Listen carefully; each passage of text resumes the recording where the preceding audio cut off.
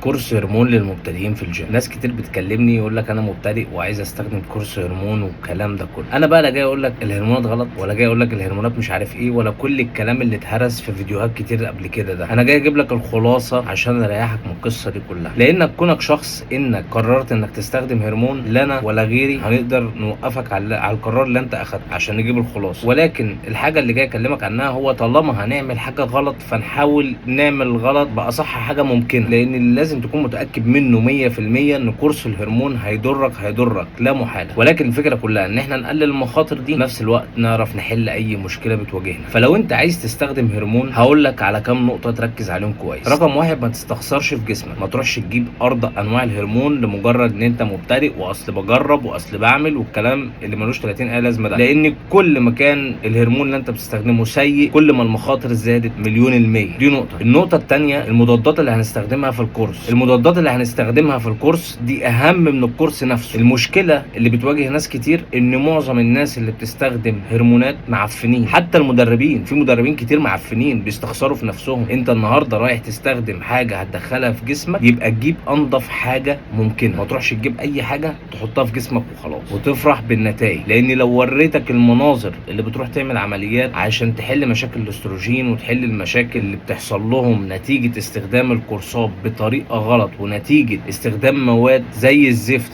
مواد خرا ما ينفعش تدخل في جسم بني ادم، لو وريتك المناظر انت مش بس هتوقف هرمون، انت مش هتفكر اصلا انك تستخدم هرمون. ولكن انا هنا بكلمك كونك شخص عايز تستخدم هرمون وخلاص واخد القرار ومش هترجع عن قرارك، فانا جاي اقول لك يا ريت تستخدم الهرمون مع حد فاهم، ما تستخسرش في جسمك وتجيب انضف حاجه. ما تنساش تجيب المضادات اللي المفروض تستخدمها اثناء الكورس. وطبعا مش محتاج اقول لك ان انا ما بحبش ادي حد هرمونات، ولكن كونك شخص عايز تستخدم هرمون فاحنا هنعرفك ازاي تتجنب المشاكل او المخاطر الصحيه اللي ممكن تحصل لك نتيجه استخدام الهرمون بشكل خاطئ. فعشان ناس كتير بتسالني في الموضوع ده وانا عايز لو انت عايز شخص يمسكك من الصفر، تمرين وتغذيه، كورسات بتاعتك اذا كانت بقى مكملات، هرمونات، فيتامينات، غيره، ويكون متابعك لحظه بلحظه، لان مفيش حاجه اسمها جدول لك كورس واسيبك، انا لازم اتابعك طول فتره الكورس. فممكن تتواصل معايا وهنشتغل مع بعض لو انت حابب حاجه زي كده. ولكن انا ما برشحش استخدامك للهرمونات كونك شخص لا بتلعب بطولات ولا بتشتغل بجسمك. ولكن طالما واخد القرار ومش هترجع عن قرارك، فلو حبيت حد يساعدك انك تنفذ قرارك ده بافضل طريقه ممكنه، ابعت لي رساله على رقم الواتساب اللي انت بتشوفه قدامك على الشاشه ده، هبعت لك كل التفاصيل اللي انت محتاج تعرفها.